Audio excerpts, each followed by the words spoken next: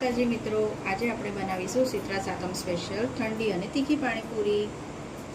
તેના માટે લઈશું એક બાઉલ કોથમીર,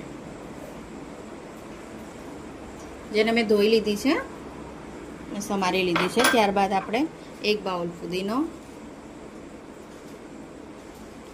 ત્યારબાદ 6 થી 7 લીલા મરચાં અને 1 ઇંચ આદુનો ટુકડો, ત્યારબાદ 1 ચમચી સંચર પાવડર।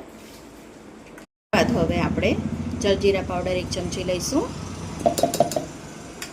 ત્યારબાદ આપણે અડધી ચમચી મીઠું લઈશું। ત્યારબાદ આપણે 1 લીંબુનો રસ લઈશું। 1 ચમચી શેકેલા જીરાનો પાવડર લીધો છે, તેમાં આપણે અડધી વાટકી પાણી રેડીશું। ત્યારબાદ એને ગ્રાઇન્ડ કરીશું। તો ગ્રાઇન્ડ કરી લઈએ। પેસ્ટ રેડી છે, તો આપણે એક બાઉલમાં તેને કાઢી લઈએ। જોઈ શકો છો, આ રીતની પેસ્ટ બનાવવાની છે।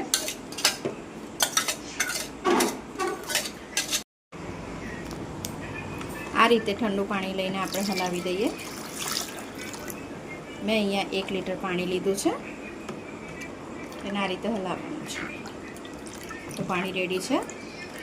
થોડા પાણીને મેં બીજા બાઉલમાં લઈ લીધું છે, તેમાં હું અડધી વાટકી બૂંદી એડ કરું છું। આ રીતે બૂંદી એડ કરી દેવાની છે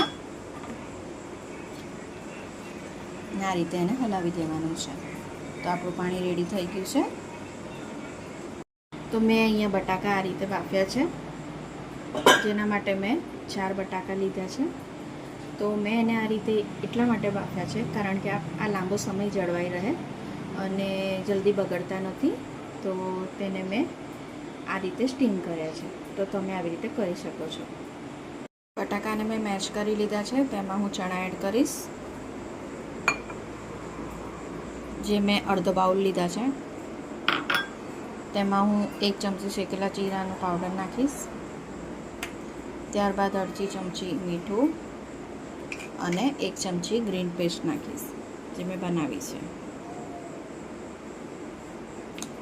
તે બધાને આપણે મેશ કરી લઈશું। હવે બધું મિક્સ કરી લઈએ। આપણી પાણીપુરી રેડી છે, શીતળા સાતમ સ્પેશિયલ।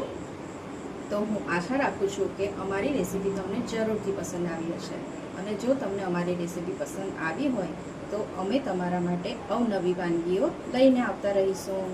તો જય શ્રી કૃષ્ણ, જય માતાજી।